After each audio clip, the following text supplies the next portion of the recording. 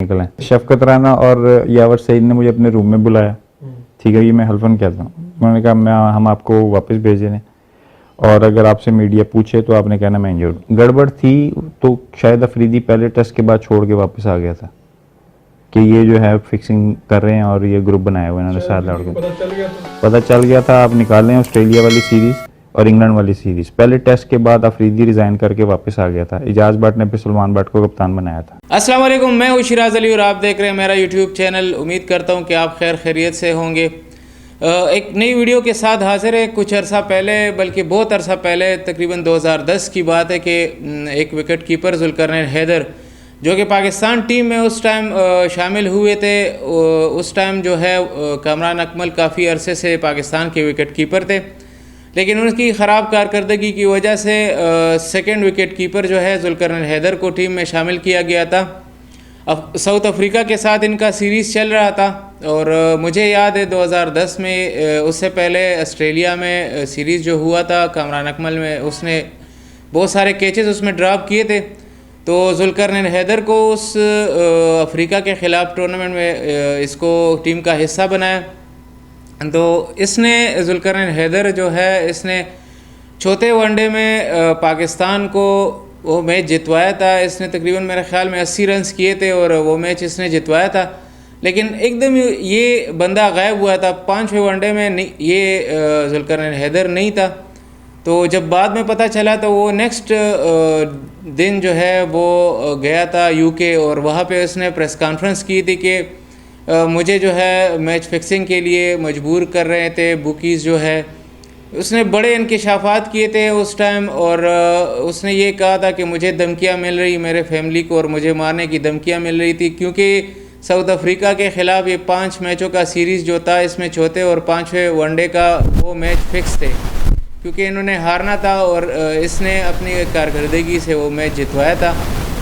तो बात जो है वहाँ ख़त्म नहीं हुई, ये सिलसिला वहाँ से पहले भी था और उसके बाद भी था। उसने सारे इंकशाफात की कि इसमें कौन कौन से खिलाड़ी मुलविस है और कितने पैसे लेते हैं, किस तरह पैसे लेते हैं और किन से पैसे लेते हैं। तो ये मतलब बड़े बड़े इंकशाफात इसने किए हैं इस वीडियो में। तो आइए आपको ये वीडियो सुनवाते हैं, दिखाते हैं और इसमें कौन कौन से खिलाड़ी मुलविस है वो भी आपको आज दिखाते हैं अपने इस वीडियो में। देखें जी, मैच फिक्सिंग तो होती है क्योंकि हर 3 महीने बाद, 6 महीने बाद कोई ना कोई स्कैंडल आता है। फिर आप ये देखें, आसिफ इकबाल से लेके, आसिफ इकबाल जो हमारे पुराने प्लेयर थे, उस वक्त से लेके अब तक नित नए जो वो स्कैंडल्स आते हैं, उसमें चाहे वसीम अकरम का हो, जस्टिस क्यूम वाली रिपोर्ट हो, उसके बाद चाहे आमिर वाला इंसिडेंट हो, या हर जो 6 महीने के बाद नया इशू आता है। 10-15 प्लेयर्स हमारे पकड़े भी गए हैं अभी तक, डोमेस्टिक में हमारे पकड़े जाते हैं। तो फिक्सिंग तो है और माफिया जो है वो काम करता है अपना, लेकिन ये है कि हम इसको रोक नहीं सकते, हम इसको कम ज़रूर कर सकते हैं। देखिए, मैं तकरीबन 20 साल डोमेस्टिक खेला हूँ, ठीक है। मैं इनके उसमें शिकंजे में नहीं आया, मैंने हमेशा इनके अगेंस्ट गया हूँ, चाहे वो डोमेस्टिक शुरू से लेके अब तक। क्योंकि लाहौर में जब मैं खेलता था उस वक्त भी एक माफिया काम करता था जो पैसे लेके लड़के खिलाता था। ये छोटे लेवल से स्टार्ट होता है और ये जो लड़का इनके शिकंजे में आता है उन्हीं को ये डोमेस्टिक से उठा के ऊपर लेके जाते हैं, इंटरनेशनल में भी लेके जाते हैं। ये डोमेस्टिक से शुरू होता है काम, जो 2 लाख, 5 लाख, 3 लाख देता है सिलेक्टर को। अभी तो नहीं पता मुझे क्योंकि 1-2 साल से मैं डोमेस्टिक नहीं खेल रहा। पहले ये होता था कि काफ़ी जो कोचेज़ हैं उन पे बैन भी लगे और जो है मैनेजर्स पे भी बैन लगे जिन्होंने पैसे लेके लड़के खिलाते रहे डोमेस्टिक्स में। ये शुरू से एक माफिया है, छोटा माफिया होता है, छोटा माफिया से ही आहिस्ता आहिस्ता बड़ा माफिया बनता जाता है। क्योंकि ये शुरू होते हैं डोमेस्टिक से, जो रीजनल क्रिकेट है उसमें ये कोचेस के साथ मिले होते हैं, जो मैनेजर्स हैं उनके साथ मिले होते हैं, प्लेयर्स के साथ। फिर ये उनको प्रमोट करने के लिए कोचेस को पैसे देते हैं, लड़के भी खुद भी देते हैं। लेकिन मैं 2-3 साल कप्तान रहा, मैंने सख्ती से मना किया था, जिस लड़के का मुझे पता चल गया मैं उसको टीम में नहीं खिलाऊंगा कि उसने कोच या सिलेक्टर को पैसे दिए। सिलेक्टर्स को भी पैसे लगते हैं, जिन पे सिलेक्टर्स पे भी काफ़ी दफ़ा बैन हो चुका है। तो ये एक क्लब लेवल में भी अब तो शुरू हो गया कि जो लड़का खाने खिलाता है या कुछ अच्छे राब्ते लड़ाता है वो लड़के को क्लब लेवल पे भी प्रमोट किया जाता है, फिर वो आहिस्ता क्लब में लेवल में परफॉर्मेंस करवा के उसको डोमेस्टिक में लेके आया जाता है, डोमेस्टिक में परफॉर्मेंस करा के फिर वो ऊपर लेके जाते हैं। और ये डोमेस्टिक में भी जिस तरह परफॉर्मेंस करवाते हैं वो भी सारा मुझे आइडिया है कि जान के ये उस लड़के को उस लेवल उस नंबर पे भेजते हैं, फिर फील्ड सेट ऐसी की जाती है कि ये परफॉर्मेंस करे, बॉलर्स को सामने पर बॉलर्स ऐसे लगाए जाते हैं कि ये परफॉर्मेंस करे। पहले तो उसको प्रॉब्लम्स की जाती हैं, उसको चांस ही नहीं दिया जाता, किसी तरह वो आ भी जाए तो उसके साथ फिर उनके वो जो है वो नीचे नंबर्स पे खिलाया जाता है, फिर डिफरेंट तरीक़ों से उसको जो है वो डिस्टर्ब किया जाता है। मैं आपको एक बात बताना चाहूँ, मैंने बोर्ड को 2006 में भी एक इन्फॉर्मेशन दी थी कि मैं लाहौर का कप्तान था, उसमें एक दो लड़कों को मैं नहीं खिला रहा था क्योंकि वो थोड़े से कंटूटे टाइप भी थे और वो पैसे दे के जो है वो डोमेस्टिक में आए थे सिलेक्टर्स। उस वक्त भी मैं जब कप्तान था मुझे उस वक्त भी धमकियां दी थी इन्होंने कि हम तुम्हें मार देंगे, तुम जो है वो हमें इस बच्चे को चांस दो। उस वक्त भी मैंने बोर्ड को इन्फॉर्म करके अपने मैनेजर को इन्फॉर्म किया था मैंने, लेकिन उस पर भी कोई इम्प्लीमेंट नहीं हुआ। 2006 में 1-to-1 भी आ जाते हैं, कभी होता है फ़ोन पे तरीके से बताते हैं कि जिस तरह है। 2-3 दफ़ा तो मेरे घर पे भी आए हैं, फिर वो वाले साहब थे वो उन्होंने मुझे रोक लिया सब। तो ये जो है 2006 में मैंने इन्फॉर्म किया, फिर 2010 में मैं वापस आया टीम में। उस वक्त ये होता है सीज़न जो मेरे साथ जो इन्होंने करना शुरू किया वो 2010 में शुरू किया, क्योंकि जब मैं गया टीम के अंदर तो कामन अकमल पे ऑस्ट्रेलिया वाले टूर पे एलिगेशंस लगे थे कि इन्होंने जो कैच छोड़े थे और काफ़ी इंक्वायरी बैठी थी। एजाज अकरानी मिनिस्टर ने बुलाया था सबको, एजाज आकिब जावेद ने भी बयान दिया था कामन अकमल वगैरह के खिलाफ, बाकी जो मैनेजमेंट थी उन्होंने भी खिलाफ बयान दिया था कि कामन अकमल वगैरह ने इन्होंने बहुत पैसा लेके ये मैच बेचा, ऑस्ट्रेलिया वाला, सिडनी वाला। तो ये सबको बुलाया इन्होंने पूरे बोर्ड को कि जी इस तरह फिक्सिंग हो रही है, ये आप बताएं क्या वजह। उसमें फिर साथ मैं भी बैठा हुआ था, तो कामन अकमल का कहा कि इसको ज़रा आप थोड़ा सा साइड लाइन करें क्योंकि ये थोड़े इन कामों में इन्वॉल्व हो रहे हैं भाई जो हैं सारे, जी सारे भाई इन्वॉल्व हो रहे हैं। मैं इंग्लैंड में as a second wicket keeper मैं 17वां प्लेयर गया, ठीक है।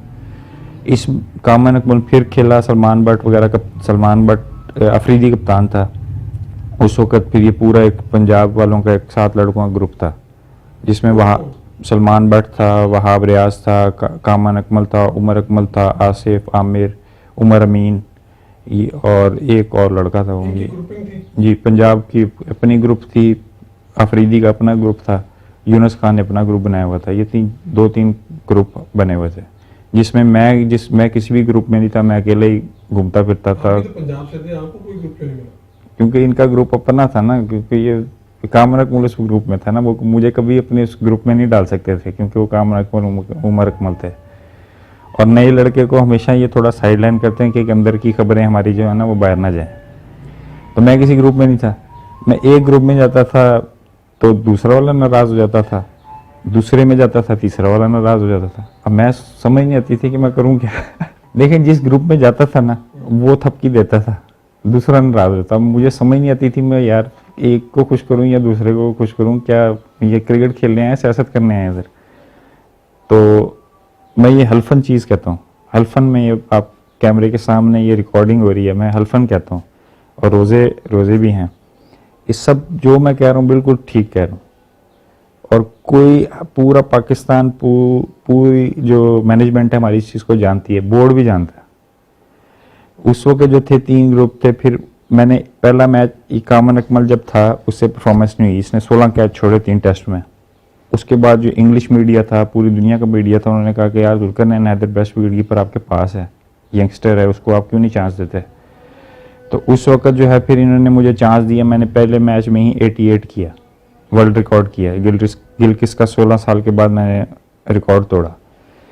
माइनर सी इंजरी थी मुझे टेस्ट से पहले, जो कीपर्स को होती है, जो अभी भी निकालें तो 5-6 हेयरलाइन फ्रैक्चर मेरे निकले हैं। शफकत राना और यावर सईद ने मुझे अपने रूम में बुलाया, ठीक है, ये मैं हल्फन कहता हूँ। उन्होंने कहा हम आपको वापस भेज दें और अगर आपसे मीडिया पूछे तो आपने कहना मैं इंजर्ड हूँ। गड़बड़ थी तो शायद अफरीदी पहले टेस्ट के बाद छोड़ के वापस आ गया था कि ये जो है फिक्सिंग कर रहे हैं और ये ग्रुप बनाए हुए इन्होंने 7 लड़के। पता चल गया था आप निकालें ऑस्ट्रेलिया वाली सीरीज, और इंग्लैंड वाली सीरीज़। पहले टेस्ट के बाद अफरीदी रिज़ाइन करके वापस आ गया था, इजाज़ भट्ट ने फिर सलमान भट्ट को कप्तान बनाया था। जब इन्होंने मुझे वापस भेजा 88 के बाद, तो मीडिया ने क्वेश्चनिंग की कि भाई एक बंदा इतनी अरसे बाद अच्छा विकेट कीपर आया है, बैटिंग भी उसने वर्ल्ड रिकॉर्ड किया है, कीपिंग भी की है, तो उसको क्यों वापस भेजा गया।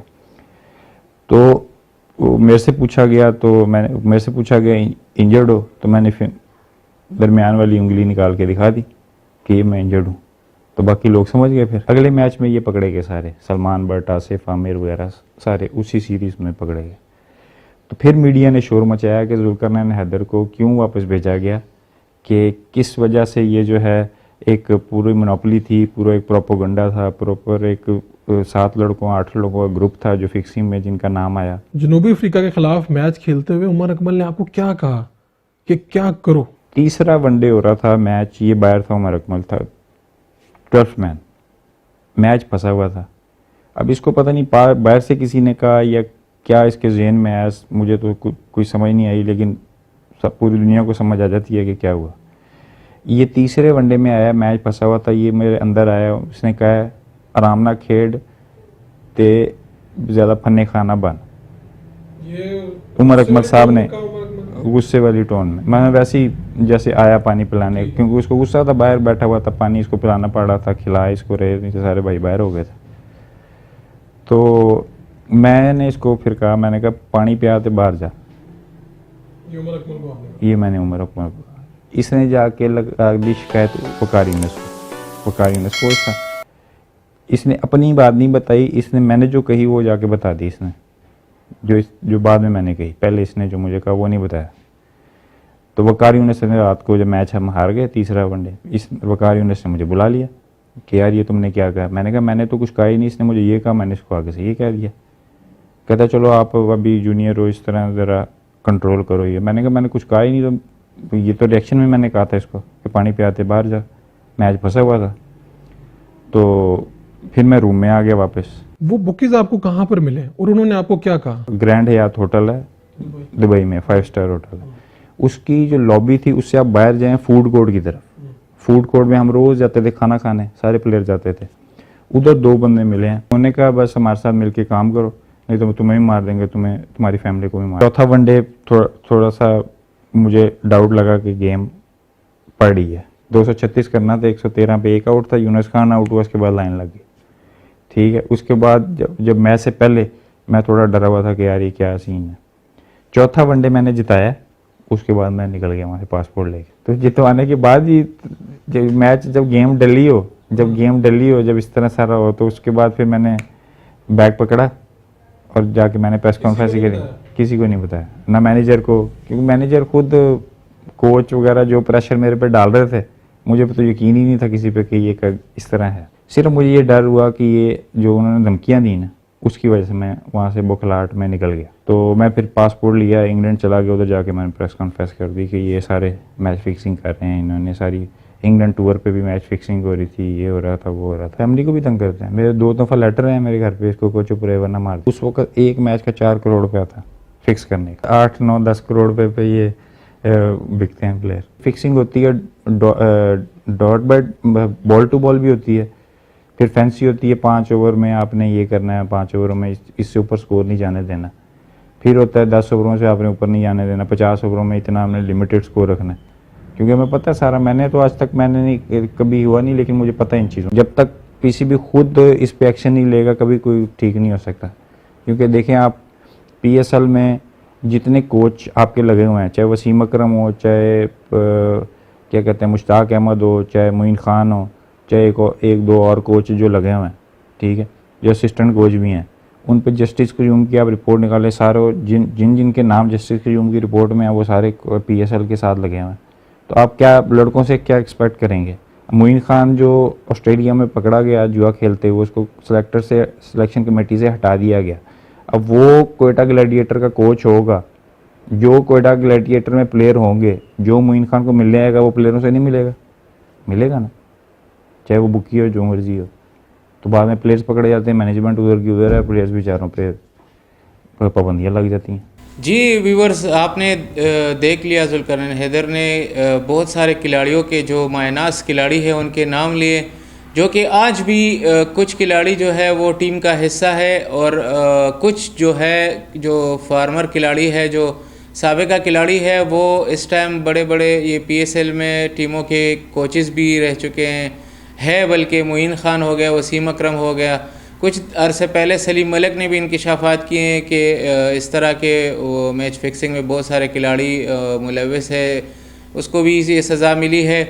आमिर हो गया, वहाब रियाज हो गया, इस तरह बहुत सारे खिलाड़ी इसमें मुलविस है। तो पाकिस्तान टीम को जो है इस पे गौर करना चाहिए, और इस तरह बहुत सारे खिलाड़ियों के जो है कैरियर का मसला है, क्योंकि बहुत सारे नए खिलाड़ी आते हैं तो वो भी बुकीज़ के जो है जाल में फंस जाते हैं। और कुछ जो इसने इंकशाफात किए कि कुछ खिलाड़ियों के अलग अलग ग्रुप्स हैं, तो मतलब एक पाकिस्तान के लिए अकेले एक यकजा अकेले और जीत के लिए जो है कोशिश करे, ये तो हारने के लिए मतलब पैसे लेते हैं, अपने ज़मीर को बेचते हैं। अजीब सी बात है। अब हम आगे क्या कह सकते हैं, ख़ुद ही आपने सारा कुछ सुन लिया और आप फैसला करें। तो काइंडली इस वीडियो को शेयर करें और मेरे चैनल को सब्सक्राइब भी करें।